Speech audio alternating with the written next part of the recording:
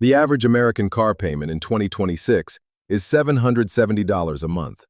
That is $9,240 a year. After 5 years, you have handed a dealership $46,200, and you still do not own the car outright. That number is not a car payment, that is a second rent check, and most people sign it without doing a single calculation. You walk into a dealership with a budget. You say $400 a month. The salesman does not argue. He smiles, pulls up a calculator, and stretches your loan from 48 months to 84 months. Your payment drops to $389. You feel like you negotiated. You did not. A $25,000 car financed at 7% over 48 months costs you $28,920 total. That same car over 84 months costs you $34,100. You paid $5,180 extra for the privilege of a lower monthly number. That $5,180 is a used car. It is a vacation. It is 6 months of groceries. The dealership did not lower your price. They lengthened your sentence. Now add depreciation. In year 1, the average new car loses 20% of its value. On a $25,000 car, that is $5,000 gone in 12 months. By year 5, the car is worth roughly 45% of what you paid. On an 84-month loan, you are paying so slowly that for the first 3 years, you owe more on the car than it is actually worth. This is called being underwater. You owe more than the car's market value. If your car gets totaled in month 18, insurance pays market value. The bank still wants the full loan balance. You write a check for the difference. You are paying for a car you no longer have. The interest sits on top of all of this.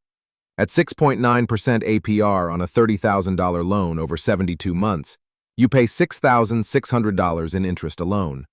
At 9%, which is closer to the current average for used cars, that number climbs to $8,600.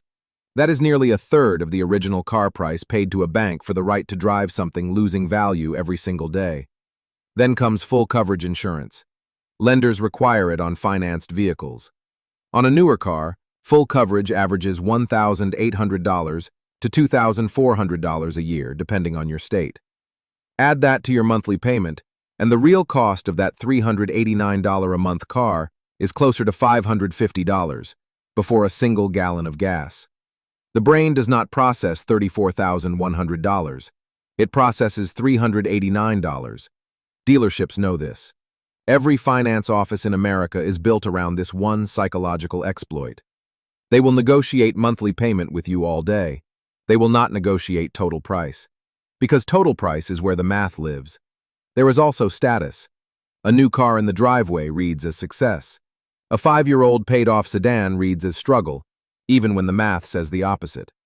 The person with the $770 payment and the new truck is often worth less on paper than the person driving a $12,000 car they own outright. The system profits from that confusion. Buy used, 2 to 3 years old. The first owner absorbed the depreciation hit. You get 80% of the car for 55% of the price. Finance for no more than 48 months. Anything longer, and you are paying interest on an asset worth less than your loan balance. Put 20% down to stay out of negative equity from day 1.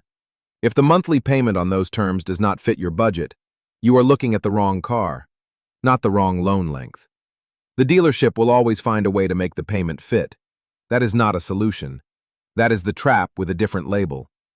$770 a month over 6 years is $55,440. A reliable used car bought smart costs $15,000 to $18,000 out the door. The difference is roughly $37,000. Invested at 7% annual return, that gap becomes $52,000 in a decade. One car buying decision, $50,000. The math does not lie. The monthly payment does.